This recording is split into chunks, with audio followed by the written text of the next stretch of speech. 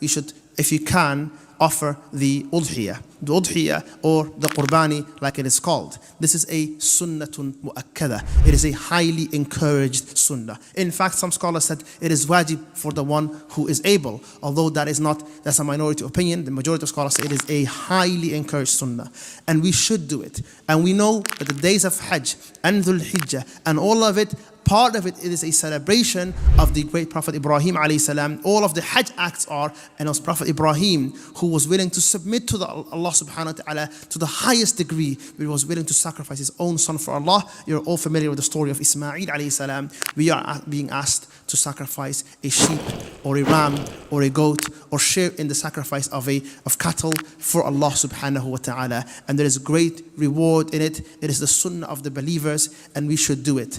And Allah subhanahu wa ta'ala blesses you and your family if you do it. And if you can do it locally, this is better than sending it. And this is something else a lot of people don't try. Generally speaking, the udhiyah is an act of worship.